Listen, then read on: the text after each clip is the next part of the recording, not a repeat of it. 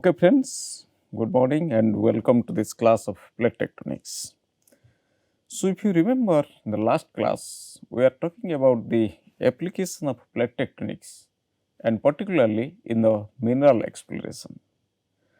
So this is the application part, and today we are going to talk about this application of plate tectonics in hydrocarbon exploration. So, before going to talk about this hydrocarbon exploration, we must know where actually the hydrocarbon lies. So, to understand the system of hydrocarbon, we have to analyze this geological history or the geological time scale. So, if you see here, the geological time scale, if you remember our earlier plate tectonics classes, we are talking about Haden, then Archean, then this Proterozoic, like that. And this tectonics, if we recollect, we are talking about that the Hadean it was and the Archean, that these two systems or these two time that was responsible for this drastic change of this earth's crust or the crustal evolution and magmatism, mineralization, like that. But if you see the geological time scale, this Precambrian, that means starting from the Hadean, the Archean, the Proterozoic, all those things, but they are contributing only 1% of this petroleum hydrocarbon. However, gradually if you are moving up in geological time, so here we are reaching to this Paleozoic, and this Paleozoic it is contributing about 15%. And then coming to Mesozoic, it is about 45%. Then the Cenozoic, it is about 40%. So, that means now you see, starting from this Cenozoic to Mesozoic, these two zones or these two time scale, they are recording highest development of petroleum, and among these two, these Mesozoic rocks, they are the forerunners, and out of this Mesozoic, the Cretaceous, that is the forerunner of this petroleum hydrocarbon production.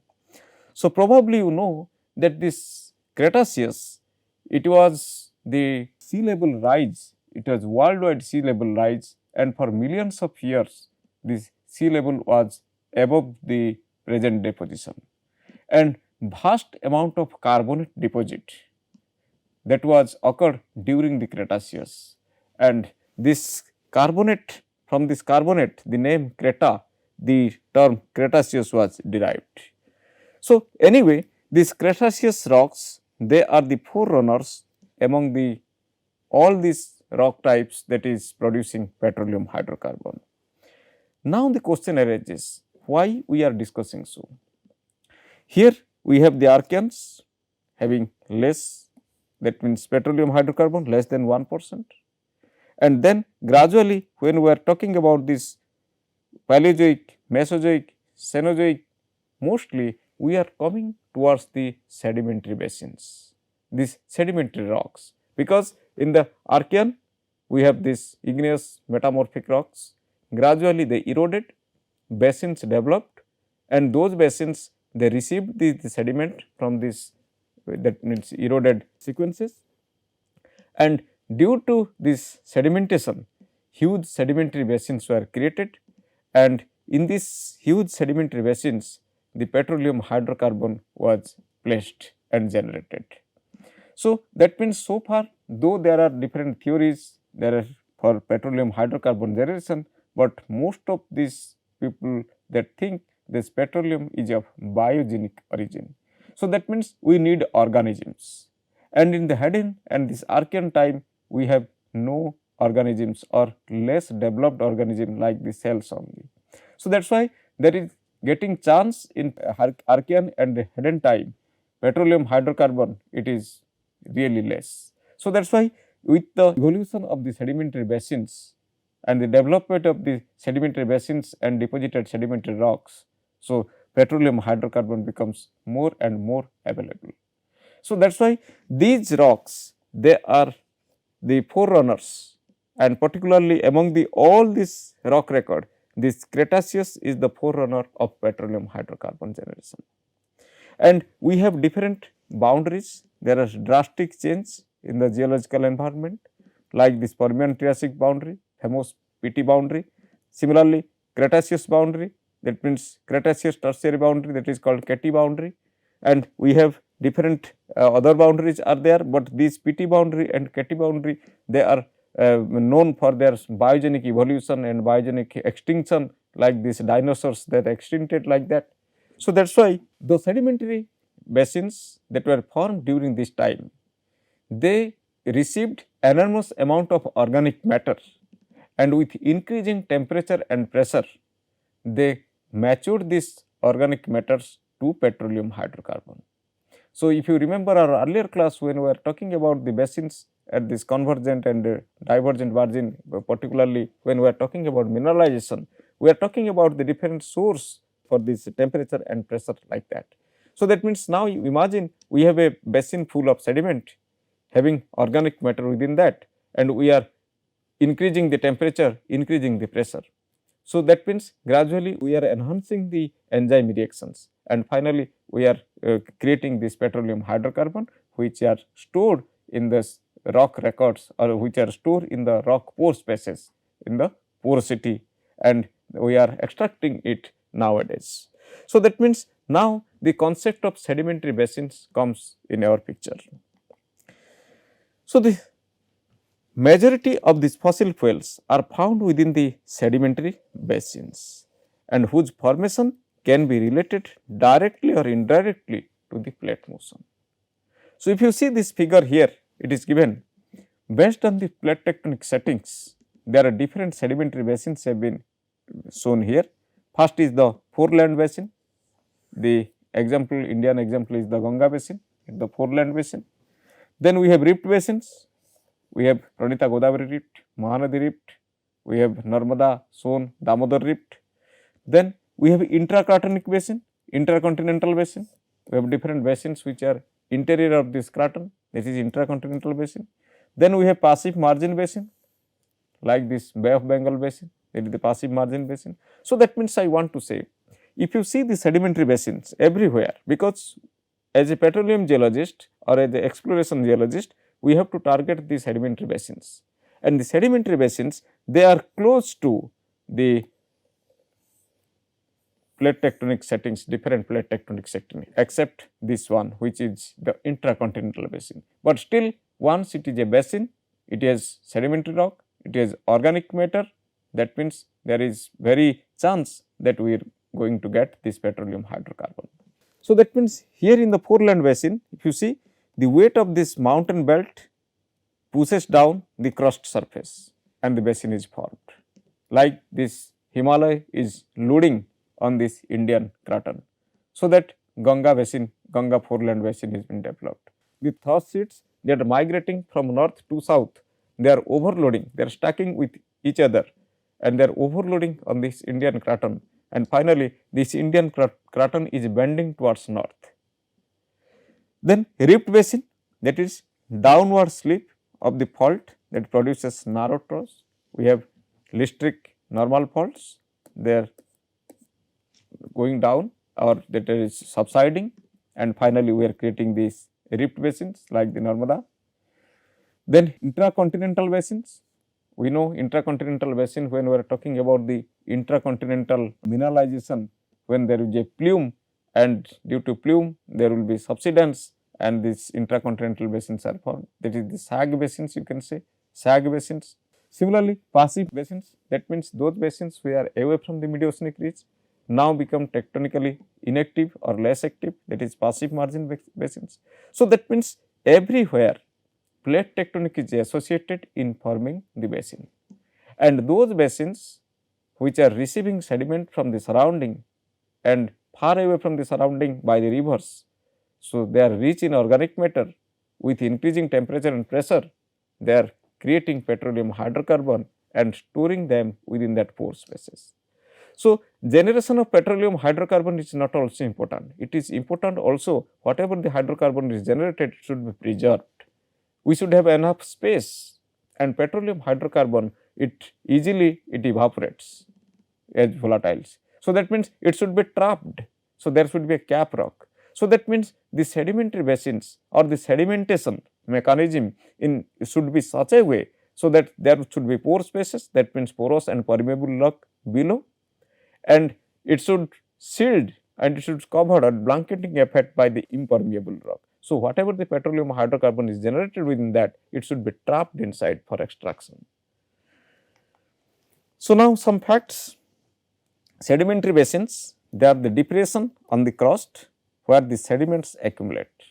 Now, see, we have different types of sedimentary basins.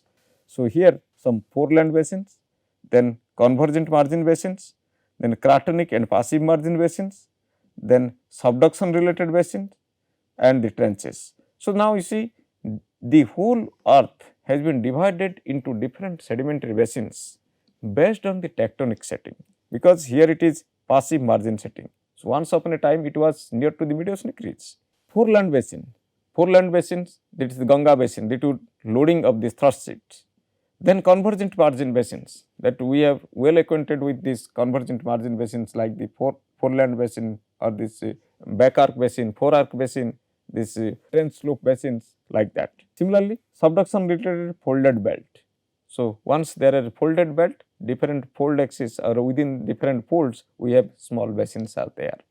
So, that means this whole earth has been divided into number of sedimentary basins based on their closeness to their tectonic setting, and the basins are generated by plate tectonics, the process responsible for the continental drift.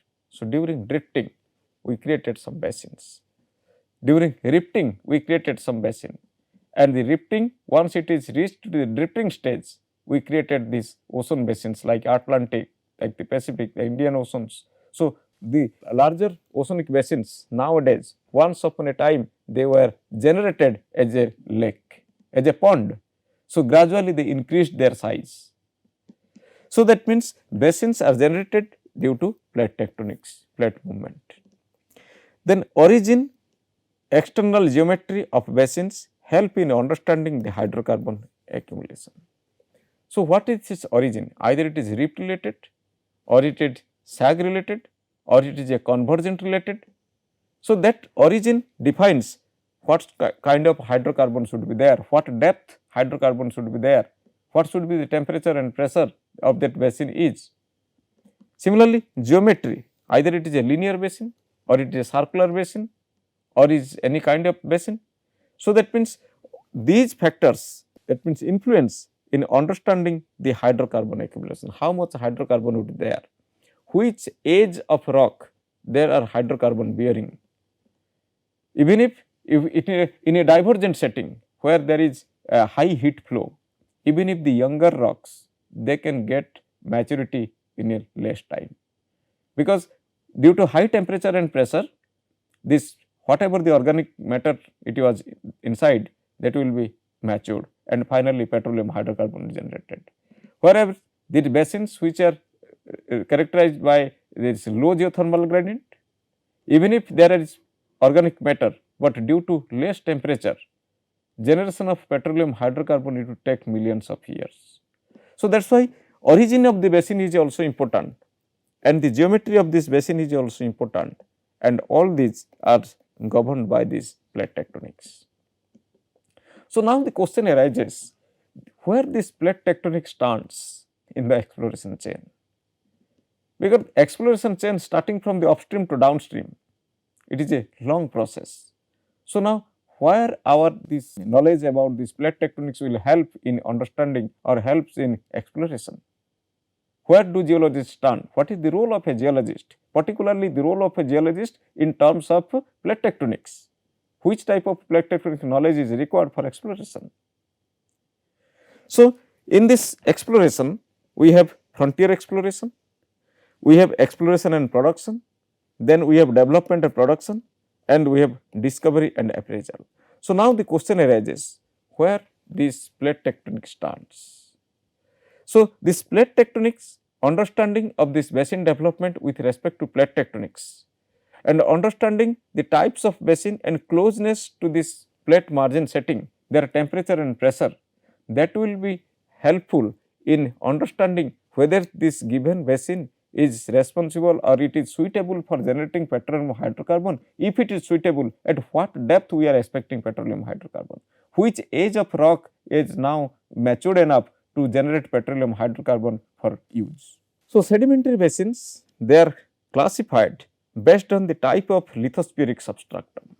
Lithospheric substratum, either it is developed on the continental system, or it is on the oceanic system, or it is a transitional crust. So, oceanic crust basins are different, continental crust basins are different, and transitional crust basins are different. Their position with respect to plate boundary, that is either it is convergent plate boundary, or it is intracratonic system, or it is divergent plate margin. Then type of plate motion near to the plate, near to the basin. So, which type of plate tectonic setting they are in the basin.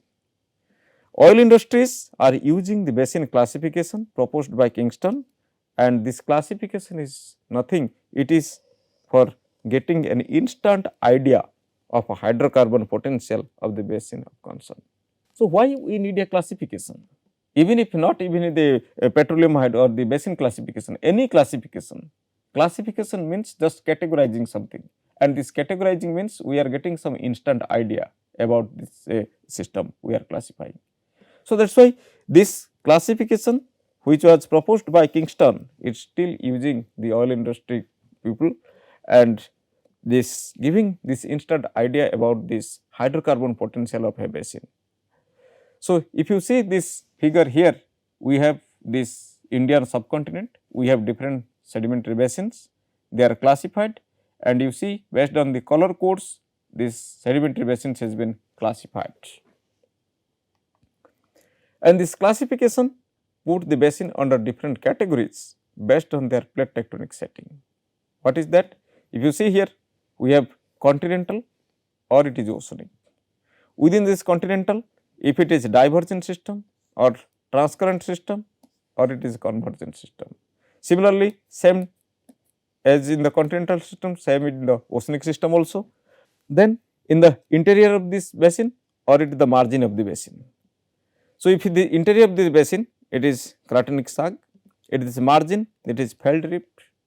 Similarly, that means I want to say these sedimentary basins, these oil industries are using for petroleum hydrocarbon exploration, it is based on the plate tectonic setting only. But if you think about before plate tectonic setting, what was the basis of classification? Because plate tectonic, it is a new thing, new addition to earth sciences. So, in 1960s around, the plate tectonics was developed, and before 1960, there was no understanding about the plate tectonics, and the sedimentary basins, they were classified based on the geosynclinal concept, geosynclinal concept. So, this geosynclinal concept, that is called eugeosyncline, myogeosyncline, there are different geosynclines, there are different classification, and based on the geosynclinal classification, the sedimentary basins were classified. But nowadays, no more it is existing because it is a old dated thing. So, with the onset of the plate tectonics, the geosynclinal classification was totally abandoned. So, now if you see, these basins are classified depending upon the types of plate margin, either it is a divergent plate margin, or it is a intra plate margin, or it is a convergent plate margin. And the divergent plate margins, we have continental rift because it starts from here. If you see here, this was earlier it was an intact continent, and now we created some rift, we are stretching it from both sides. So, this rift is generated, and once rift is generated, the crust or the lithosphere become thin here. So, here we are creating a basin, and the basin gradually it starts as a pond or a series of ponds like this, and with time they coalescence with each other, finally a ocean basin is developed, and gradually a mid-oceanic ridge system is developed here, and these two systems or two sides they go away from each other, and finally this becomes a passive margin. So, now it is away from the mid-oceanic ridge system. So, that means we have a basin here, that is passive margin basin, then we have rift basins, we have that means a syn rift basin, post rift basins. So, like that different types of sedimentary basins are there based on this rift or this time of rift. So, here in the continental rift, then description, it is rifted continental crust. Now, ocean basin, which is that means once upon a time it was generated as a rift, now it is converted to ocean. Best example is the Atlantic. Then we have interplate system. So, first we will talk about the divergent plate margin basins. So, it starts with rifts. So, that is why we will talk about rift basin first. So, here it is the continental rifting at the opening stage of the process that can lead to the full breakup of this continental mass and generation of the oceanic crust between the two fragments apart. That here it is illustrated in this figure. So, these two systems they are separated from each other and finally it is giving rise a ocean basin here. And thermal disturbances contours the degree of uplift and the rate of rifting due to volcanism. So, we have already discussed this when we are talking about the rifting system or the development of the divergent plate margins. Then there is a model which was proposed by McKinsey, and McKinsey pure shear model says, now you see the rifting is here and this is the subsidence. So, here you see this subsidence is increasing and the time is increasing. So, now at a particular time the subsidence is high, this is the rifting stage. You see how much subsidence is occurring when within a particular time. So, that means to certain extent we are stretching to the continents from both sides and at a particular threshold once it reaches, so suddenly it creates a rift, and here that is why the subsidence is more at a particular time, and gradually with the increasing time the subsidence is increasing and finally it becomes constant. So, this is the McKinsey pure shear model.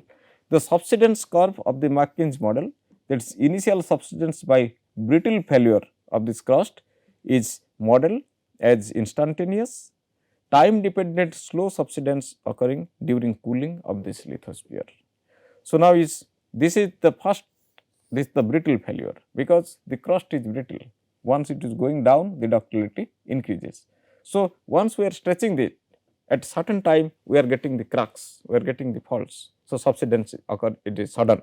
So, that is why this is a sudden instantaneous thing, and gradually when it is reaching to this ocean basin stage, ocean basin is created, gradually the subsidence decreases and decreases, finally becomes constant. So, if happens, if the rift continues, if rift reaches to a drifting stage, but it may possible at certain instance the rift failure occurs. So, that means it is called failed rift, like the Pranita Godavari rift, we have Mahanadi rift, we have Narmada Son Damodar rift, all are the failed rift. So, that means this rift has not reached up to the drifting stage. That means two blocks or this lithospheric spectrum, total lithospheric thickness are not separated from each other. To certain extent the rifts are continuing, then it was failed. So, that is called failed rift. And another terminology here, that is called allocogen. Allocogen is nothing, it is a failed rift. However, it is associated with a triple junction, because if you see for example Mahanadi rift, Godavari rift, and in Indian context we have Mahanadi rift is here, we have Godavari rift is here. So, now they are not related to a triple junction. So, simply they are failed rift. However, if you say this allocogen, that means it says it is a failed rift associated with a triple junction. So, now with triple junction, that means here one, another one, and this is the third, and this is failed. So, that is why called it is allocogen. So, these two they are separated, that reached up to the drifting stage. Similarly, here this rift is reached up to the drifting stage, but here it could not. So, that is why this becomes a failed rift, and as it is associated with the triple junction, that is called allocogen. So, failed arm of a three-armed rift, that is why it is called triple rift, three-armed rift, two of whose arms continued to open to form ocean basin, like Gulf of Aden and Red Sea, and this is East African Rift Valley. So, this is a failed rift system. So, this here it becomes a C, here it becomes a C. However, this side it failed to operate. So, that is why it is a failed rift system. So, initial it is continental sedimentation will be there, because once we are creating a rift, so that means we are decreasing this, that means we are decreasing the thickness and we are creating a low lying land here, that is the basin. So, in this basin initial time the continental sediment will be there, from the surrounding whatever the sediments are there, that is deposed by the river. Then character changes at sea floor spreading oceans. So, now once it is converted to a ocean basin, so once upon a time which was receiving the continental sediment, now they are receiving the ocean sediment. So, that means with time the sedimentation nature changes, the agents of sedimentation, this agent of sediment accumulation that changes, and later phases of marine sedimentation. So, once it was continental sediment, then it was occupied by marine sediment. So, if you take a stratigraphic cross section, at the lower side you will get this continental sediment like the fans, and later it will be the deltas, and finally you will see the marine sediment. Then oceanic rift basins, it was the later stage of rifting, mid oceanic ridge is forming. So, you see here this is illustrated through the figure, we have a mantle plume, then we created a rifting system, gradually we stretched the system, we formed a ocean basin, and gradually the width of the ocean basin increases, and finally we know at this concept of plate tectonics the assumption says Earth's total area remain constant. So, to make this total area remains constant, whatever this area we have created newly by stretching, that much area we have to consume. So, that is why we created a oceanic trench in both sides, and finally we created a subduction zone here.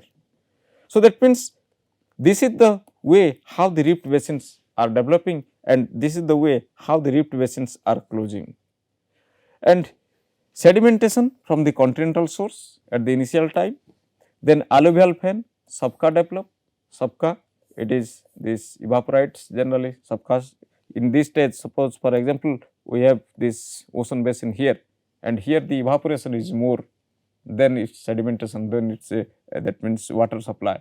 So, that means we have evaporite. So, evaporite deposit will be there initial stages, is not it. So, later on it will be occupied by this marine sediment, but at this continental time when this continental sedimentation was there.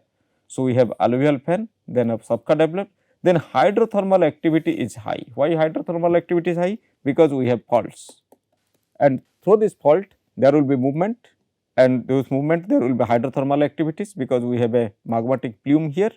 So, this hydrothermal activity is there, so that this geothermal gradient is increasing.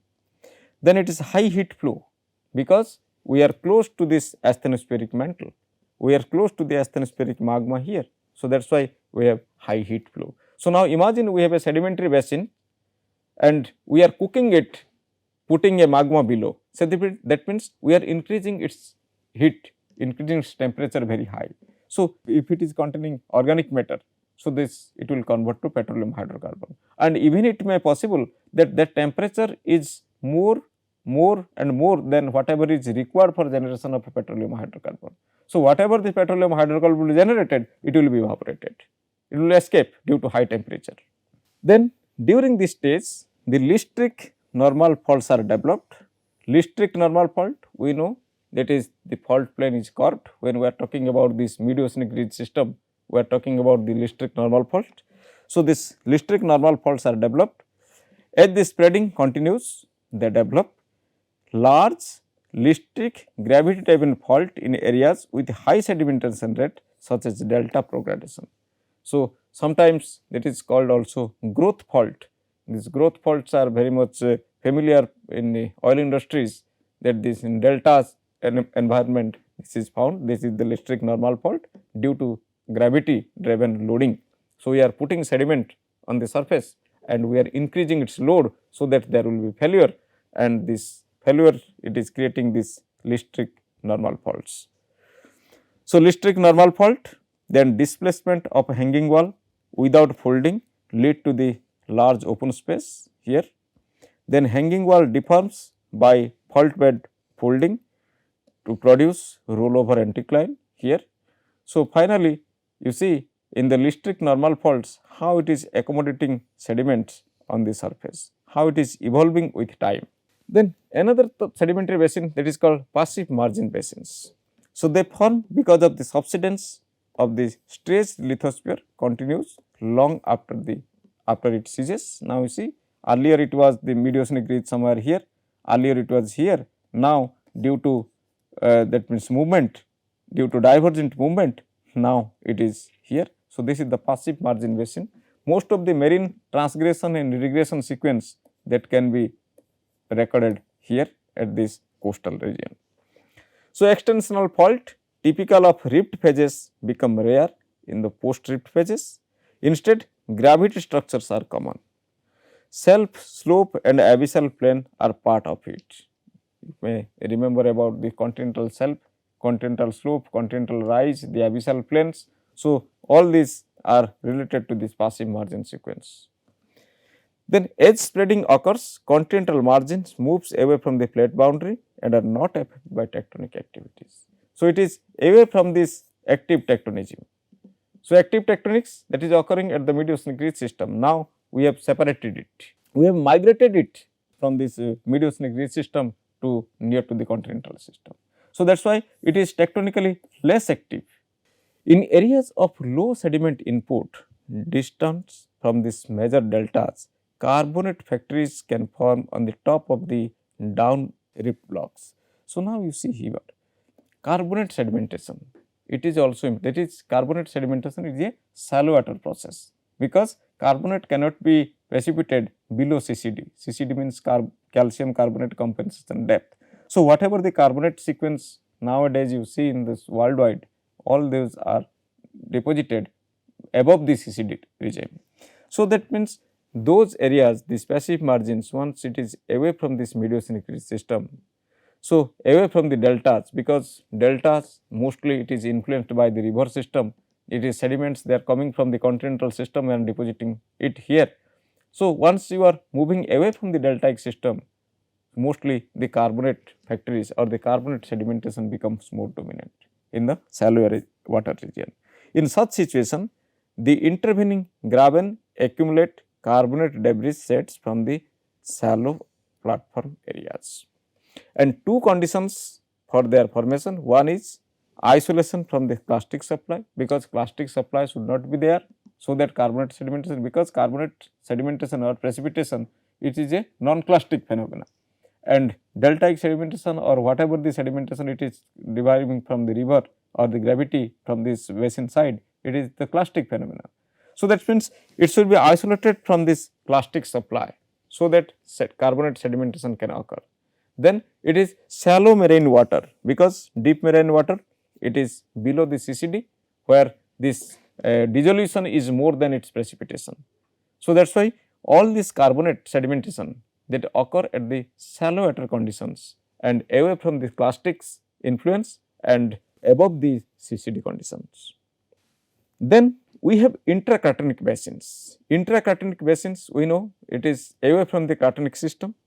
So, here these intracratonic basins, the formation mechanism is many.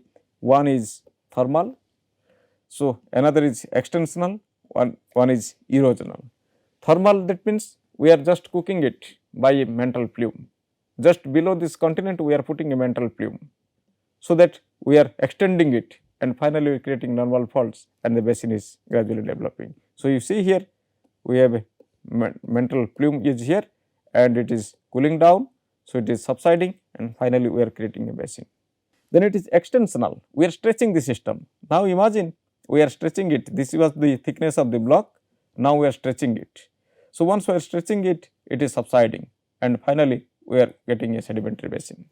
Then erosional, it is cold lithosphere which is thick, now it is hot lithosphere when it is moving up.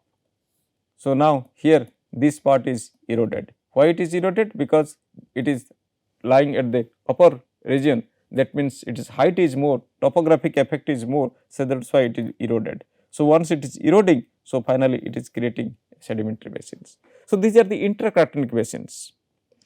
So, heating, upliftment extension, cooling and subsidence, they are the primary reasons for development of this intracratonic basin. And the extension from the normal fault graben, rift valley development, then heat flow decreases and subsidence and basinal deposit starts, and deposition thickens very high. So, these are the mechanisms how sedimentary basins they are filled with time. Another type of basin, that is called flexural basin. Flexural means bending. For example, we are loading this one end of a plate, that means extra load, so that it will bend like this. For example, here we have a crustal thickness and we are putting some load here. So, gradually it is bending down. Once it is bending down, so that means here we are creating a basin, and this is the foreland basin system. At the northern edge of this Indian lithosphere, we are putting this Himalayan system, we are just stacking these thrust sheets.